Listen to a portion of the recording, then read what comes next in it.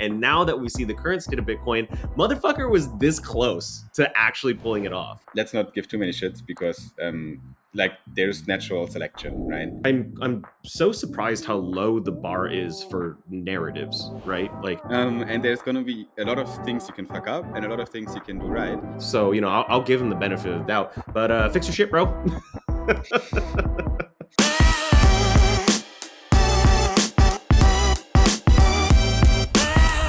Welcome, ladies and gentlemen, to Soul Brothers with my dear friend Eno and myself, Simon, where it is our job to throw you guys into the Solana rabbit hole and show you around in our exciting ecosystem. Our mission is to teach you about the latest and greatest that's going on Solana so that you never run out of fun stuff to talk about with the homies.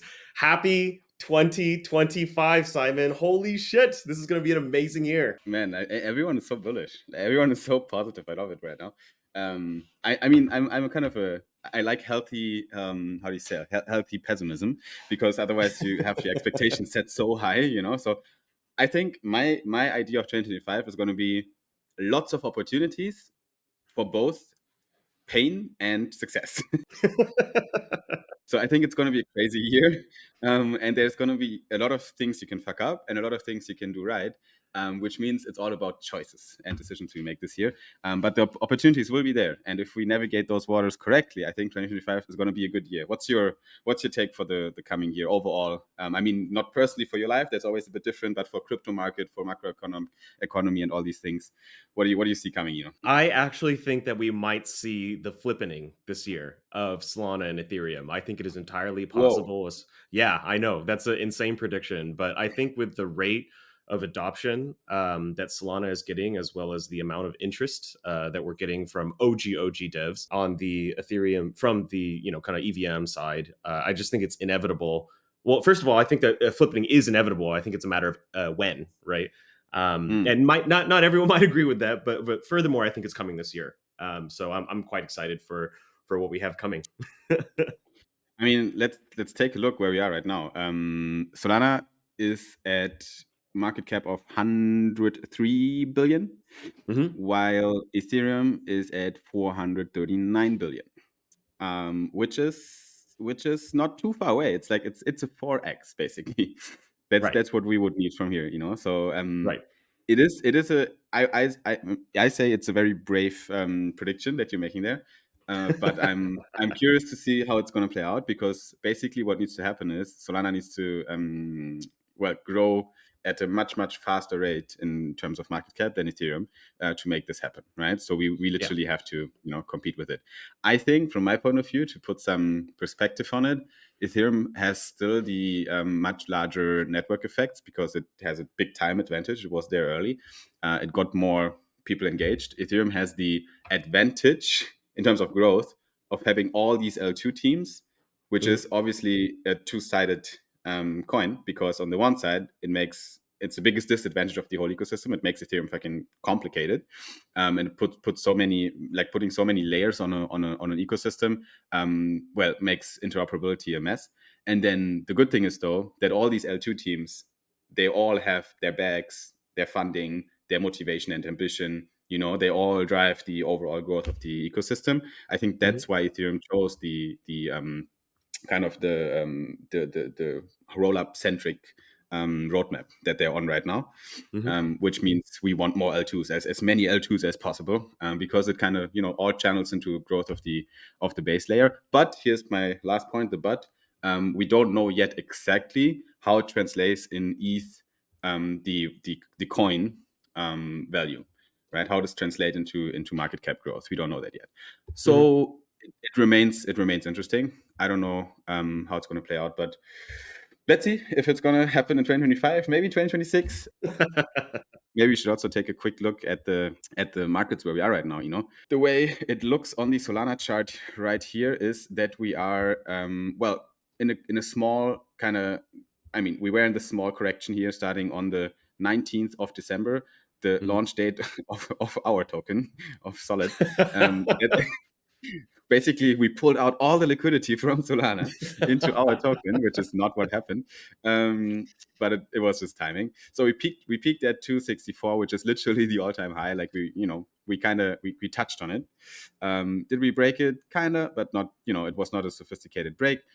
So we're in this correction now, and we are currently trading at $214 on the 6th of January. And from my point of view, what is going to happen is that we are currently in a new upside wave. So I think we're going to see some new higher prices right now. It's not going to go in a straight line as always. So in the short term, chart, I am looking right now for one more high in this current structure from 176, 174 up to around 230-ish. So I'm looking for one more high before we correct a little bit and then push a bit higher. Those are my ideas for how I'm looking at Solana right now. I remain in long positions currently, in full transparency. So I'm looking for higher prices, at least in the midterm here. So I keep those open.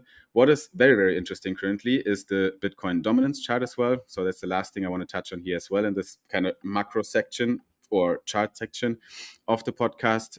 We did see the big retrace below the 55%.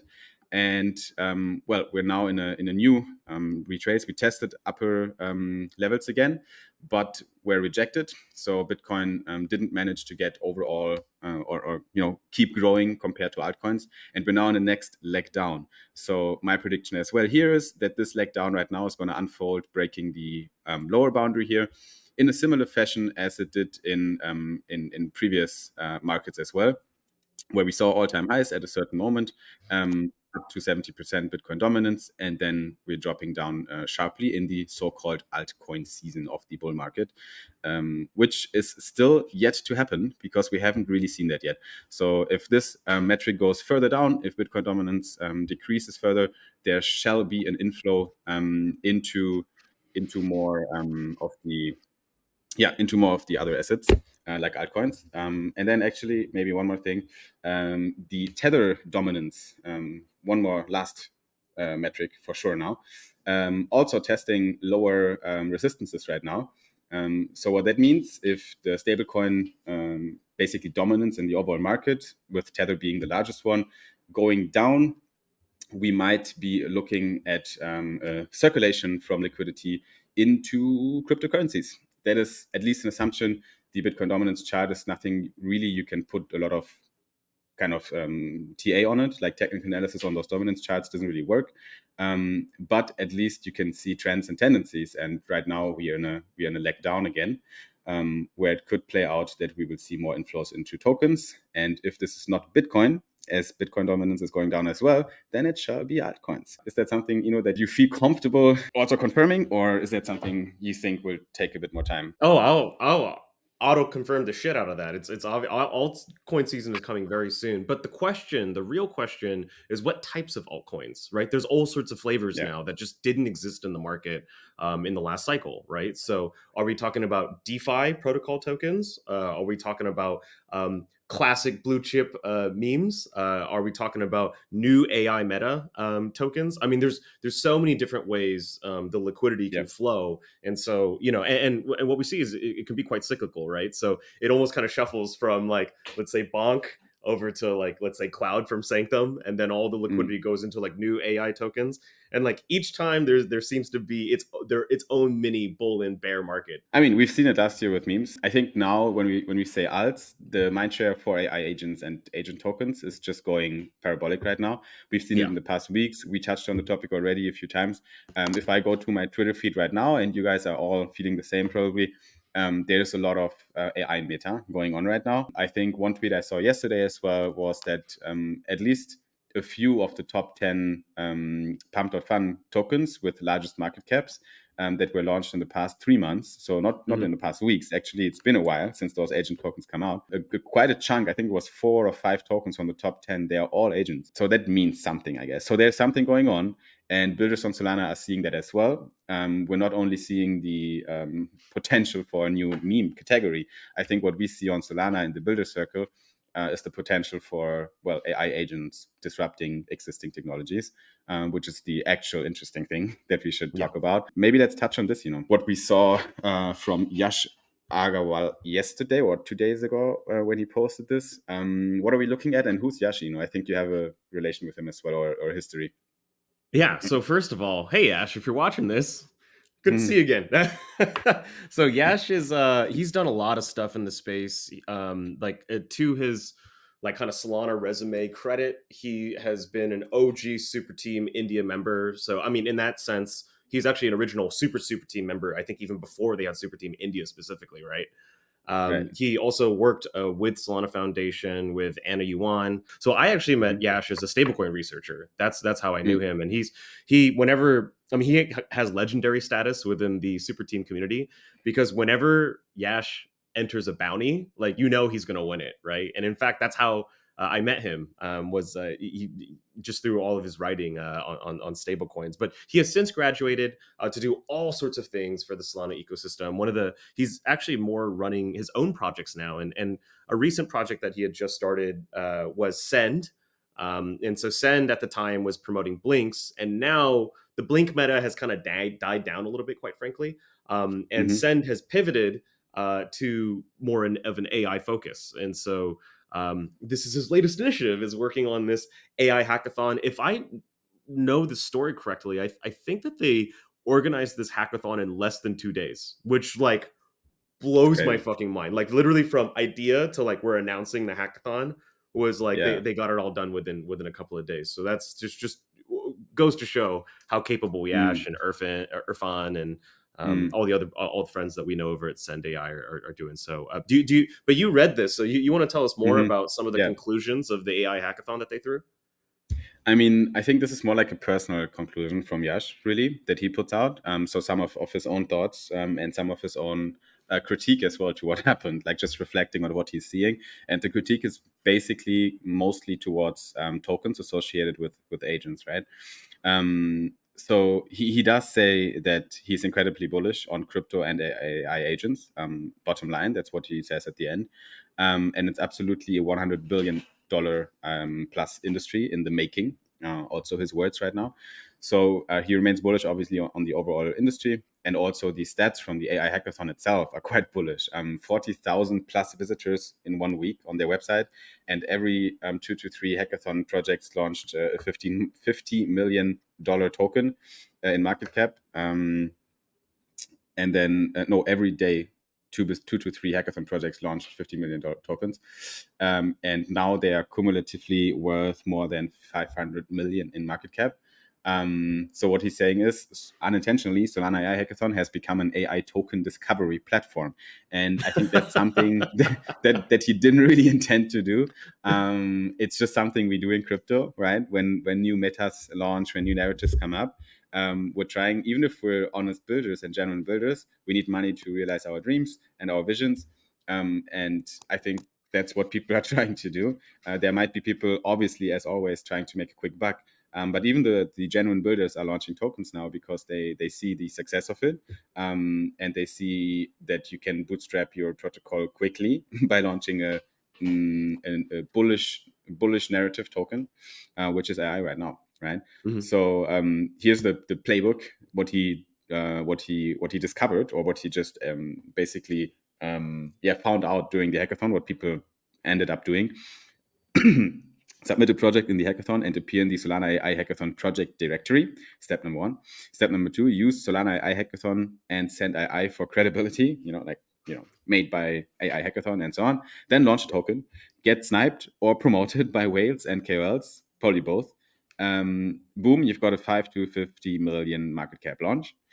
And then Degens ape, thinking they've got a potential 100x project coming out of a hackathon by aping in early.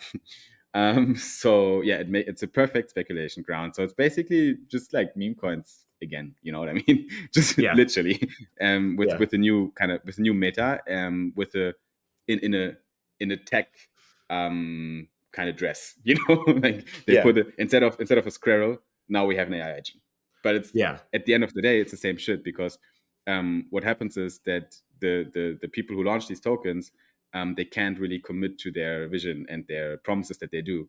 So they usually just show quick demos. Again, that's literally what Yash was writing about. They show quick demos of their potential product, which is a demo that is not feasible to realize in the short term. So they won't be able to deliver on their promises in the next 6 months, by a high chance. And they still talk about it now to pump the token, which means, if you think about it, dump at, in some time, because they won't be able to maintain the attention they get. So bottom line, I think, yeah, his take is, just don't launch tokens if you don't need it. Don't launch tokens for the sake of launching them. That's what he says. And yeah, remember, tokens are an asset technically, but also a huge liability emotionally. I can confirm that. And also, none of these community or KOLs or cabals will help you when the price goes down.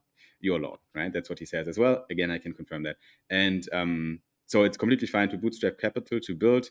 Just don't be in a hurry to ride the meta if you aren't prepared for it. I kind of feel two ways about what we're seeing with AI tokens on Solana. On the one hand, like let's look at it charitably.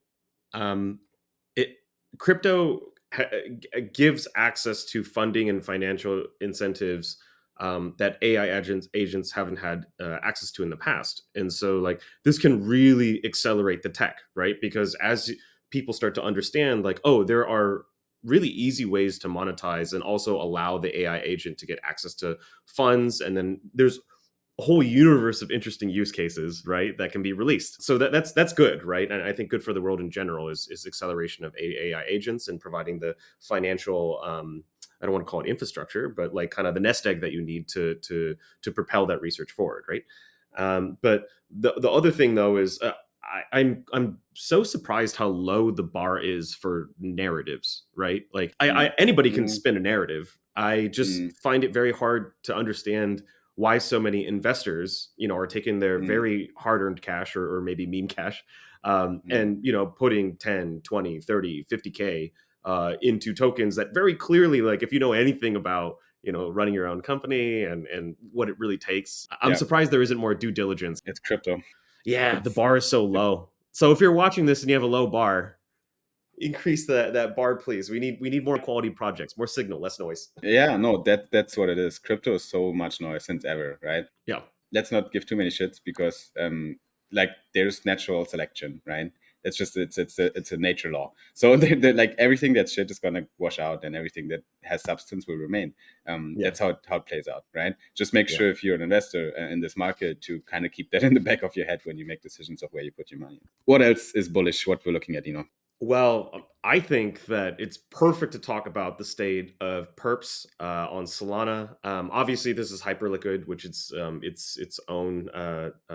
It's an EVM, right? It's a layer two, if I'm not mistaken, or is it its own standalone L1? Hyperliquid should be a standalone. Yeah, but my point being is that obviously like perps are going absolutely insane on Solana. You have so many teams that are working on it. Jupiter has their own version of perps. Flash Trade also does GMX style perps all of Jupiter. Mm, Ranger has come out, which is like a perps aggregator. Shout out to my boy Fatu.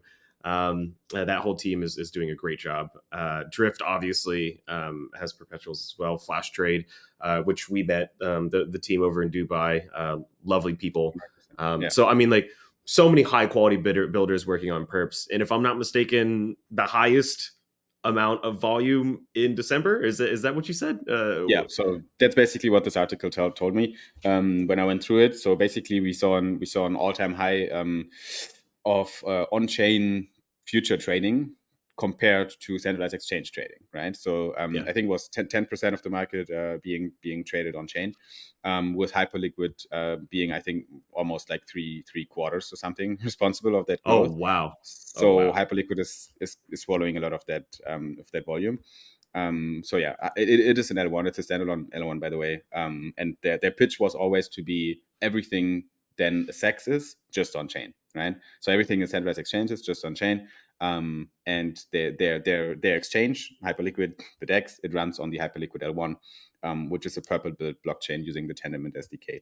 And yeah, so I think they are doing a good job at bringing liquidity on chain. So that's pretty cool. If you'll allow me, I'm going to speak ignorantly just for a second. So, quick disclaimer: I don't know much about Hyperliquid. Obviously, if I can't distinguish if it's its own L1 or an EVM, that should give you a good sense of how much my opinion is worth.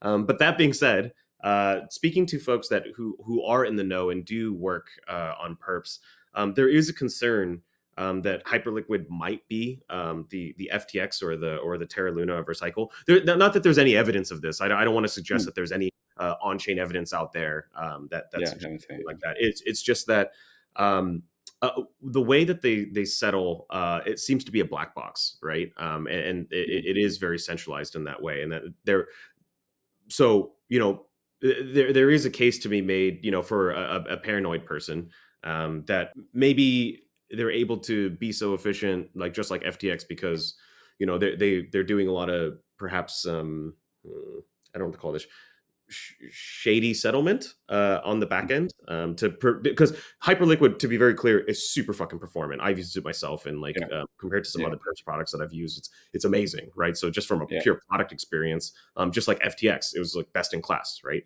You're not supposed to say stuff like that and make those types of comparisons, but and this isn't even a warning, because like again, like I don't really know, but it's just interesting to see the sentiment. It doesn't seem to be FUD. I mean, it is literally FUD, but it doesn't seem to be jealousy, but more kind of like a genuine concern, that perhaps like Hyperliquid might have a few skeletons. We'll see. We'll see. Let's keep an eye on the project. I think for now, what I can say is they did a great job at their strategy overall, their community first strategy. I love that personally as a founder. I remain bullish on the product, but I don't know the exact tech stack. So I think maybe we can get someone who's very familiar with it to give us a quick rundown on Hyperliquid sometime, that Yeah. knows more about the tech behind it than we. So our very good friend Dean, who I mean, just incredible human being, by the way. Not only does he speak like 7 or 8 different languages, but also he is frequently contributing to the Solana ecosystem with random bits of code aside from his own protocol. He's also a very accomplished cryptographer, from what I understand.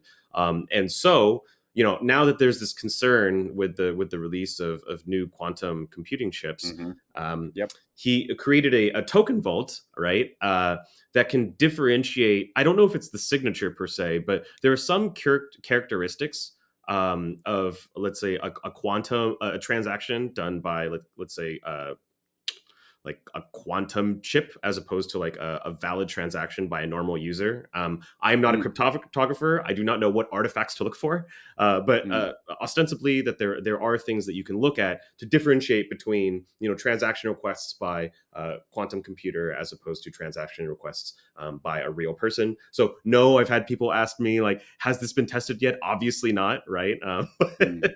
Yeah, So yeah, but this fucking blew up, right? And then yeah, people yeah. started making meme tokens out of them. It was kind of insane. Uh, Yeah, of course, of course. Oh, like everything that has substance gets a meme token. It's ridiculous from some random dude somewhere in the world, Yeah. that's trying to make a quick buck on it. But what I see is that we are getting quantum resistant on the Solana blockchain, which is progress, and we need that because quantum computing is making leaps. We talked about it before. Google is making leaps, Microsoft is making leaps. So there's a lot of stuff happening in the quantum space, and we need to make sure that we counterbalance this with security and safety nets, that our beloved blockchains stay as safe as they are today, when it comes to cryptographically safety. Also related to Dean, by the way, because Dean wears a lot of different hats. Not only is he just Mm, contributing randomly to the ecosystem on just side quests, right? But he's also one of the core team members for Zeus. And Zeus just released Apollo, which I'm mm. pulling it up right now. So they released Apollo mainnet version 1. So super excited for them. Do you want to tell us a little bit more about what they're doing with Apollo V1? Yeah, I mean, essentially, it's the first DApp on the Zeus network, as I understand, and it is building on the Zeus network. Obviously, Zeus came into life in the past year. They also been on the Jupiter Launchpad, launched a token over there, and yeah, they're just helping to get Bitcoin liquidity on Solana. And now with Apollo, we have a DApp live on Zeus, that helps us to do exactly that. The app is live. You can already use it. You can connect your Solana wallet to it. Yeah, you can launch the app on gaia.apollo by Zeus.app. The link is a bit clunky in my opinion, but you can find it on their Twitter, obviously. And yeah, as you can see, and if you're having the video in front of you as well, they have a good kind of some instructions how to use it. You connect the Solana wallet, you connect your Bitcoin wallet, and you can basically get some Bitcoin liquidity in there to receive ZBTC. And yeah, so I think it's a pretty good thing to see more innovation on the BTC slash Solana kind of layer that has been, kind of hyped last year. I would say there was a bit more noise around it, and then it kind of cooled off a bit. Um, but yeah, I think it's good to see the first permissionless Bitcoin liquidity terminal on Solana. As a Bitcoin OG, right? Like, what are some of the pros and cons you could see for just holding native Bitcoin?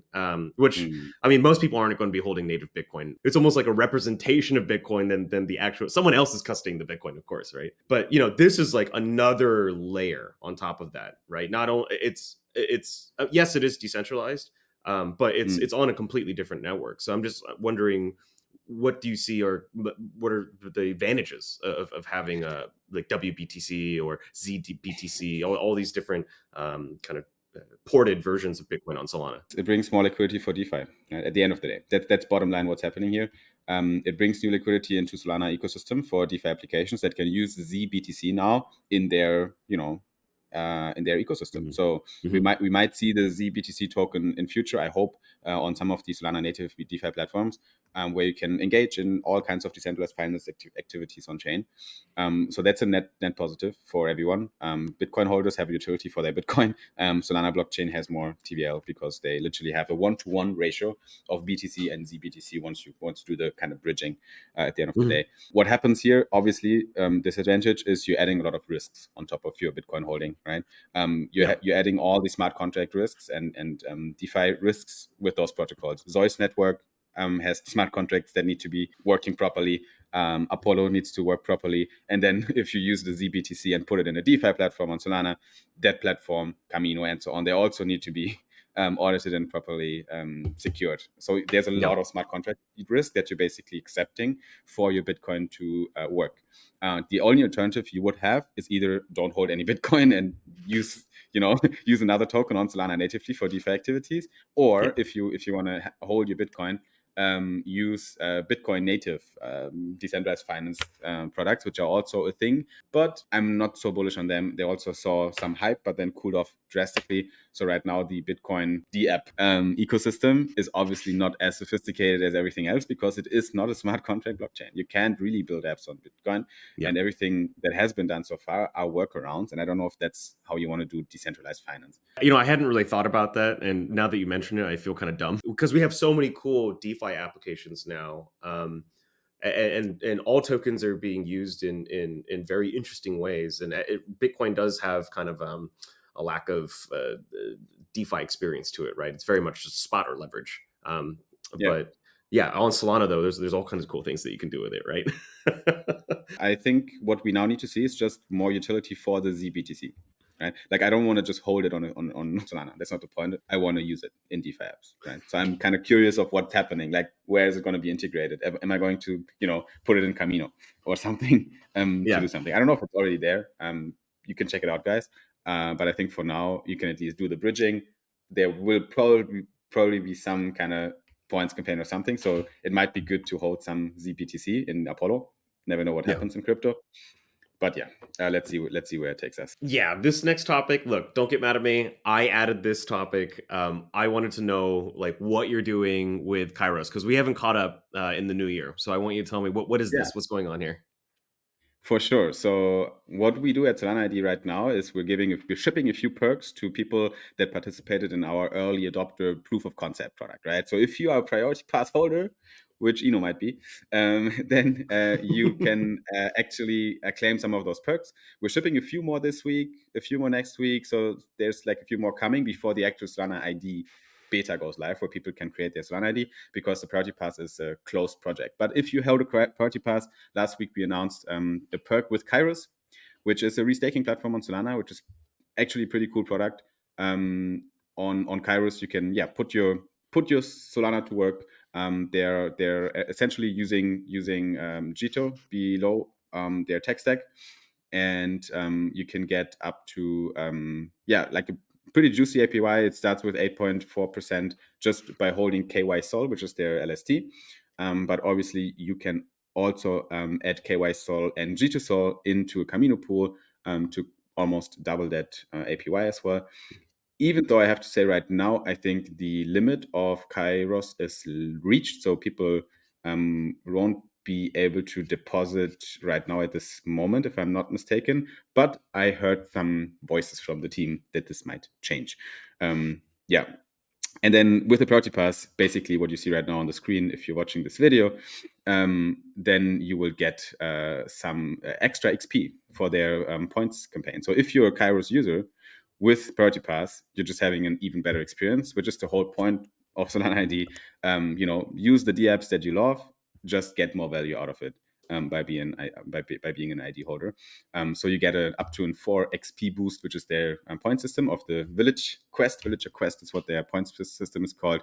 And obviously that might translate in some tangible value in the future. I also think that this might be fairly obvious to people who are already in the Solana ID community, but less obvious to folks that aren't. For sure. The reason why protocols want to work with you and give these really nice benefits to your priority pass holders is because they're verified like personhood. That this is a real Yeah. person. It's not a bot. It's a human being who's really interested in your specific protocol. And these are particularly the types of people that you want to make sticky. To add on that, sorry to cut you off, but very important point. Proof of personhood is kind of the lower layer of everything. But then on top of that, it's about data associated with these ID holders that Yeah. gives you more certainty about the stickiness, about the contributions that they make, right? You want to get the right customers. So Kairos is a great example because they ship the best perk to priority pass holders in tier 1, which is a very exclusive tier that you could only reach by holding a certain Discord roles, being core contributors to Solana ID, having a KYC check through the SEX with a ZK proof, Yeah. and so on. So those are like the creme de la creme of the Yeah. users we have right now. That the top tier, the top 1%. Is it 1%? Not really, a couple percent. But these people get the biggest XP boost in Kairos, right? So that's just a case study example of how the system works. The better your data backpack, the more perks you get on chain. So it's all about leveraging your beautiful reputation that you build in the space. To be clear, I'm not like you know, I'm just a fan of what you guys are working on. It's not like I don't work for you guys. I don't get paid by you guys. I did No, obviously invest a bit in the solid token, but that's bags aside. yeah, I still think it makes a lot of sense. Like as a protocol, like you want to because Web3 users are so valuable and hard to come by, quite frankly, right? So when you yeah. find a keeper, you want to keep them. That's a basic rule in life. Yeah. So we have two different, I guess, like token announcement or hints Cool. at announcements. Yeah. Kind It's of pretty clear. depending. Yeah, well, yeah. So the boys over at VSOL. So shout out to The my boy ball. Cryptic C2. So yeah, the vault they have VSOL, and apparently, if you I think stake the soul, then Mm-hmm. you're earning points or Yep. towards earning. I don't know what did they even hint at what the token name would be? Yeah, it's token name not really, but Yeah. what you can do is you can accumulate VPTS points. So they're already Yes. there in the product. They're even on chain. They're on chain points. You can Yeah. literally sell and buy them. So 80,000 points right now are worth $100. That was on the 4th of January, so 2 days ago. Hmm. Um, and yeah, the two simple ways you can earn those points is either by staking Sol or by being an active community participant. Not entirely sure how that works, how the system behind that works, but that's also a possibility. And obviously, if you have a point system in your DApp, there is some reward attached to it. They didn't say yet if it's going to be a token, but chances are high.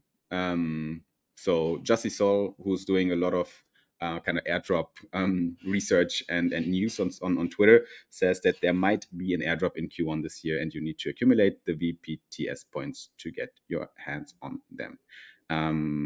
The vault is just a stake pool on Solana, by the way, for everyone who doesn't know. You can provide liquidity or basically use Solana to get VSOL, and then you can obviously use that LST as well on places like Camino and so on to stake your or to make use of the VSOL. Yeah. Hmm. So there's another token launcher announcement too, which is Hmm. Soul Layer, right? They got the Layer Hmm. token and also Hmm. Season One. You want to tell us more about what Soul Layer is up to, buddy? For sure. I mean, that's pretty exciting because that is literally a token announcement. So there's a big article out. We're seeing it on the screen right now, introducing the Solana Foundation, the Layer token, and Season 1 inside of the Solana product. So Solana itself is a novel Solana restaking standard, and they've been around now for a while. I think 2024 was a big year for them. And well, they got 350 million plus dollars in restaked assets, 190,000 unique depositors, and a pretty high, juicy native staking APY for users, which is why they get so much traction, I would say. And then they also launched the SUSD, which is an interesting product, probably for you as well. The first fully permissionless yield-bearing stablecoin, backed by a basket of T-bills. What do you think about SUSD, by the way? Do you have any kind of opinion on the token, or did you kind of play around with it? Are you holding it um, as a Yeah. as a stablecoin Yeah, so I guy? don't have a I don't have a problem with T-bill stablecoins. There's a whole bunch of them out there. USDM is Right. another stablecoin that derives all its yield from treasury bills. My comment has always been that T-bill yield is variable. So during the Obama years, treasury bill yield was like close to 0%, So all these Mm, stablecoins that are collateralized just by T-bills, they won't look so sexy, when we're lowering interest rates. But also, Obama years was historic lows, so we'll probably not go back down to at near zero rates. But mm, that being said, not entirely sure what's going to happen with the U.S. dollar. Are we going to mm. continue to pay our debts? Is the Department of Government Efficiency finally going to make the U.S. dollar stronger? We shall see. It's all in the future. Makes sense. They also say at Solana that season 1 is basically starting with the token launch, and the distribution of the layer token will take place over 3 phases. Um, and the first phase is Solana season 1, and it focuses on 3 categories: Solana staking, then SUSD participants, and then whitelisted ecosystem partners. And ecosystem partners are currently mainly Radium, Camino, Orca, Meteora, Safe, and Margin. At least that's where you can put your Solo SUSD to work. So they might be involved there. But also Sonic is one of the ecosystem partners. They also partnered with Bonk for various things. And I also know that my friend BM from Adrastea Finance Yeah, is also having an LRT on Adrastea that is based on Solare, where you can get the LRTS Sol on Adrastea and put this to work. So very lots good. of stuff happening. Pretty cool that we see some tangible utility tokens launching now. We're going to move on a little bit from Solana news. I know this is a Solana podcast, but we do talk a little bit about Bitcoin price action and such. This next one is about another notorious Korean, not to be confused with myself. I have been called Do Kwon on several occasions because I'm Korean Well, and I work on stable coins, right, but that's all right. Uh, right, but Do Kwon, he was in the middle of this huge extradition fight between the United States and South Korea. Obviously, the Koreans want him because he's a Korean citizen, and also had some business in Korea in the past. The Americans want him because a lot of retail investors who lost their money, were Americans. It's really interesting to me though because Terra Luna was not Terra Labs was not an American company. They weren't right. specifically targeting U.S. customers, even though they did accept them. Mm, It's not that I mind that he's going to trial. I just find it strange that the United States has any jurisdiction here, well, and that South it is so. Korea, literally his home country, loses the Yeah. extradition battle. That's quite strange to me. It is crazy. It's just a symbol of the power US has, right? Like if they want Yeah, something, they usually get it. In this world, it remains the largest nation in terms of political involvement in the world in all kinds of things. So if it's right or wrong, no opinion on that. But it's definitely a bit strange. And what do you think about the fact that he kind of refused to accept um, most of the things that people wanted to put on him? I think he literally said that he's not, he didn't do it. That's basically what I saw in the news sometimes here and there. Yeah. So I have really unpopular opinions about here. And no, it's not fucking because he's Korean. Relax, guys, all right? It's it's like I don't feel some weird brotherhood towards this man I've never met. And also I've met folks who, I mean, as a Korean, being in the Korean ecosystem, I've met plenty of people who have worked at Terraform Labs. And they have some very nasty stories that they tell about him. He was just as big of an asshole in real life as he was online. So I'm not defending him, as a person. But that being said, the token functioned as specified in the white paper. So really, the real crime here is the design, right? So the design was bad, and also the real crime here is retail kind of aped into it. And this is before we, because really, right? Um, uh, Terra Luna was the start, was the end of the last cycle. So it led to Hmm. this cascade of liquidations. Yep. Celsius, 3AC, Yep. FTX. I mean, like just the Even list goes after on and some. on and on. Yeah, yeah, yeah. Right, Mm, right, right. Copper, I think. Is Copper still around? I don't remember. Anyways, mm, my point being is that um, he's kind yeah, of I think responsible so. for a lot of that. But I Mm, don't know if he it's deserves to go difficult, to man. jail over it? I don't really know. What do you think, Simon? What do you think if someone designs something improperly and then people Yeah. don't really do their due diligence, all ape into it, Mm. It is. and then it It is actually it's a real tough question for the whole legal apparatus here. Not gonna lie.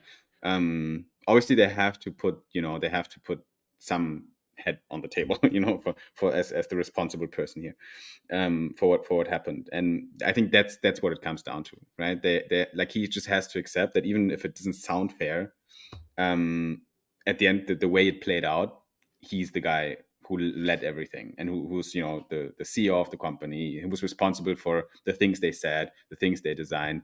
And even if he didn't know about flaws initially that are in the paper and the code and so on, no one gives a shit really. At the end of the day, yeah, life's not fair always. So I think that's literally what happened here. Again, right or wrong, difficult. It's an ethical question here, a legal ethical question.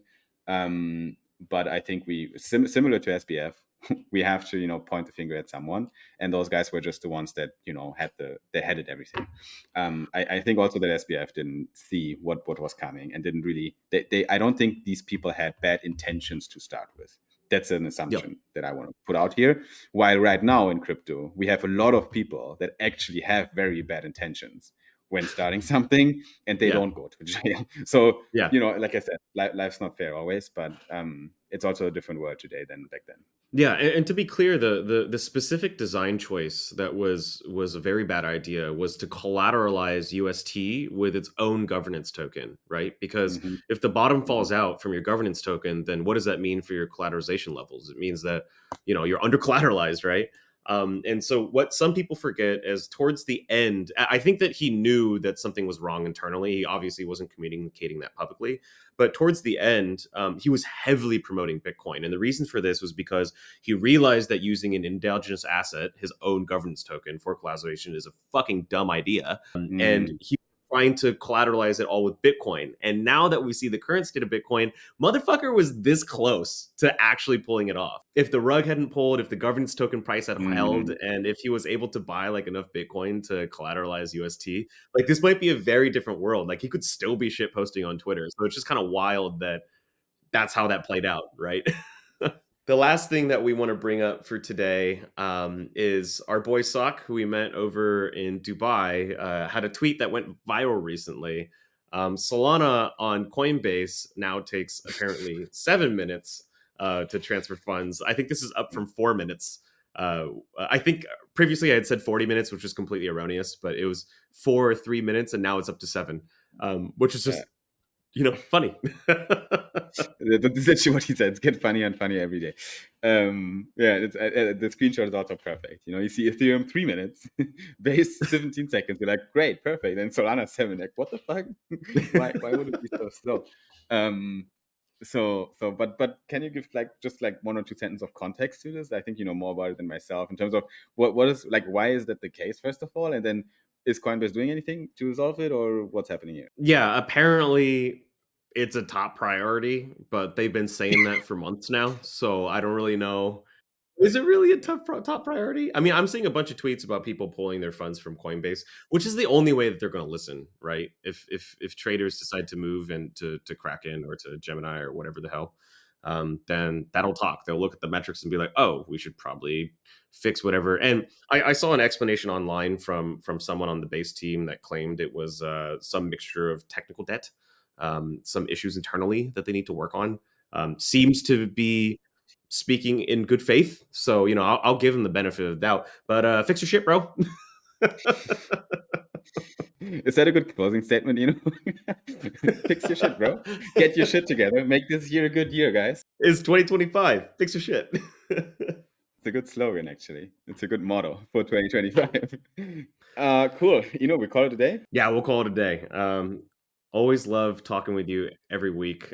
This week was a little slow because of all the New Year shit. But I think going Mm. forward, it's going to be a banger 2025.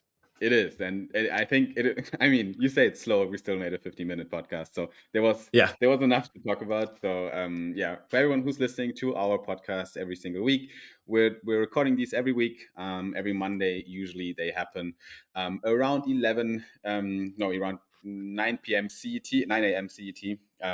Usually a bit later than that, we are on a live stream, so people can also join these podcast sessions live. Right now, we have 150 people that are with us just tuning in the live stream. So feel free to do that. But you can also obviously consume this podcast on Spotify, on Apple Podcast, or you can even watch our YouTube videos with face and with recording of our screens, which makes it even a bit more tangible. So wherever you are right now, however you're watching this or listening to it, thanks for being a part of it. Soul Brothers is just getting started. You will see much more stuff happening in the past weeks. We're working on some really nice things for you.